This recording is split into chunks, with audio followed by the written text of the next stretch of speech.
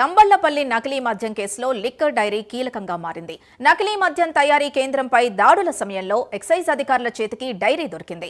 డైరీలో నకిలీ మద్యం కొనుగోలు చేసిన బెల్ట్ షాపులు సుమారు 78 మంది నిర్వాహకుల పేర్లు ఉన్నట్లు సమాచారం. లిస్టులో ప్రముఖుల పేర్లున్నట్లు ప్రచారం జరుగుతోంది. డైరీలో ఉన్న పేర్లు వాళ్ల ఫోన్ పేలు, గూగుల్ పే ద్వారా జరిపిన లావాదేవీలపై అధికారులు ఆరా తీస్తున్నారు. బి కొత్తకోటకు చెందిన మద్యం దుకాణ నిర్వాహకుడు డైరీలో కురబలకోట మండలంలో మద్యం దుకాణం నిర్వహిస్తున్న ఓ మాజీ ప్రజా ప్రతినిధి పేర్లున్నట్టు సమాచారం.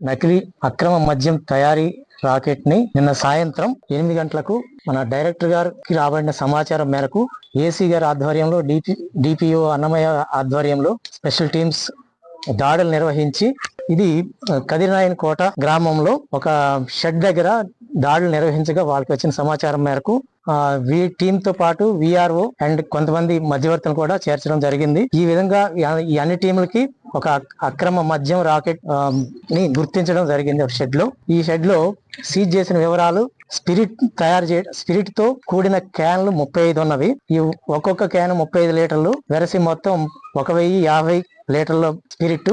అక్రమ మద్యం తయారు చేసిన అక్రమ మద్యం క్యాన్లు 42 క్యాన్లు ఉన్నవి.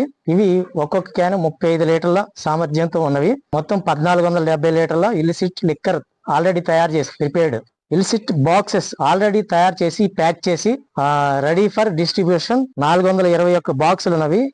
ఈ ఒక్కొక్క బాక్స్ లో 48 బాటిల్స్ నింపబడి ఉన్నవి.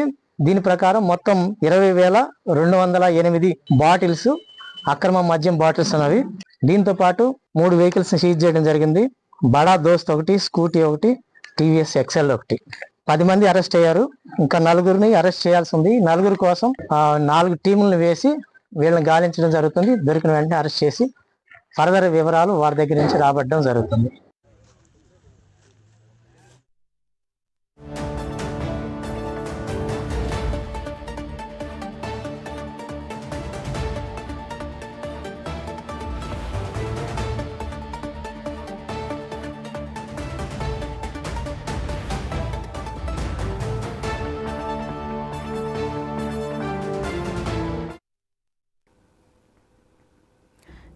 లిక్కర్ నిర్వాహకుడి డైరీకి సంబంధించి పూర్తి డీటెయిల్స్ మా కరెస్పాండెంట్ రవివర్మ అందిస్తారు. రవివర్మ, చెప్పండి, డైరీలో ఎలాంటి సమాచారం ఉంది? అలాగే ఒక ప్రజా ప్రతినిధి పేరు కూడా వినిపిస్తోంది. ఇందులో ఉన్న నిజమెంత? మీ దగ్గర ఉన్న డీటెయిల్స్ ఏంటి? సింధు, రాష్ట్ర వ్యాప్తంగా సంచలనం సృష్టించినటువంటి మొలకల చెరువు నకిలీ మద్యం కుంభకోణం విషయం రోజువారీ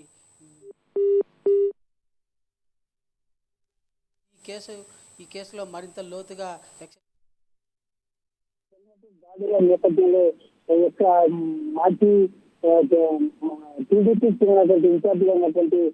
టీడీపీకి చెందినటువంటి ఇన్ఛార్జిగా ఉన్నటువంటి జయచంద్ర రెడ్డి అనుచరుడైనటువంటి సురేందర్ నాయుడిని అదుపులోకి తీసుకునే సమయంలోనే ఓ డైరీని కూడా అధికారులు అయితే స్వాధీనం చేసుకున్నారు.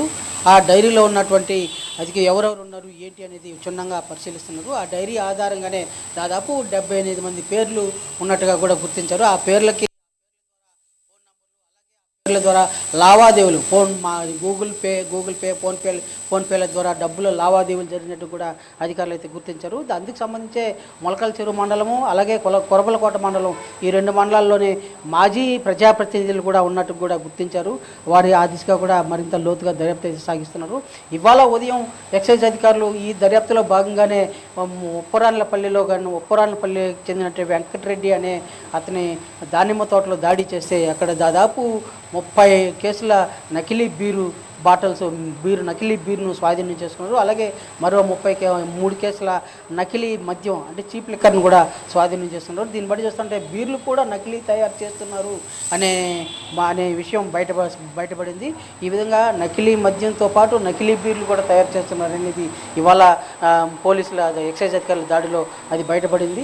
అదే కాకుండా ప్రజాప్రతినిధులు ఇంకా ఎవరున్నారు ఏంటి, ఎవరెవరు దీంట్లో ఎంతమంది ఇన్వాల్వ్ అయ్యారు అనేది కూడా క్షుణ్ణంగా తనిఖీలు చేస్తున్నారు. అదే తనిఖీలు చేయడం కూడా లోతుగా దర్యాప్తు అయితే చేస్తున్నారు. అలాగే విజయవాడకు చెందినటువంటి జనార్దన్ రావు అనే అతని స్పిరిట్ సప్లై చేస్తున్నటువంటి అతని యొక్క వ్యవహారం ఏంటి, ఎవరెవరు ఉన్నారు అతని వెనకాల ఏంటి అనేది కూడా అనే స్థాయిలో కూడా పూర్తిగా విచారణ అయితే దర్యాప్తు అయితే లోతుగా సాగిస్తున్నారు. అయితే ఈ ఎక్సైజ్ అధికారులు నిర్వహిస్తున్న దాడుల్లో రోజుకొక అంశం బయటపడుతోంది.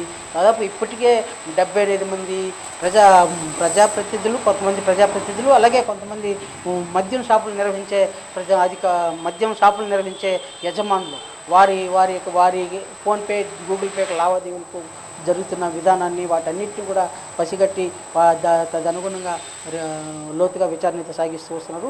అలాగే ఇప్పటికీ ఇంతవరకు అటు జయచంద్రారెడ్డి మాజీ టీడీపీ ఇన్ఛార్జిగా ఉన్నటువంటి తంబలపల్లి మండలం టీడీపీ ఇన్ఛార్జ్ జయచంద్రారెడ్డి అలాగే అతని పిఆర్ రాజేష్ వీళ్ళిద్దరూ అజ్ఞాతంలో ఉన్నారు. ఇంకా ఇప్పటి వరకు వారి కోసం కూడా అధికారులు అయితే గాలింపు చర్యలు అయితే చేపడుతున్నారు. వారు ఎక్కడున్నారు ఏంటి, ఏ ఫోన్ లావాదేవీల సంభాషణ ఏం జరుగుతుంది అవన్నీ కూడా క్షుణ్ణంగా ఎంక్వైరీ చేస్తూ వస్తున్నారు.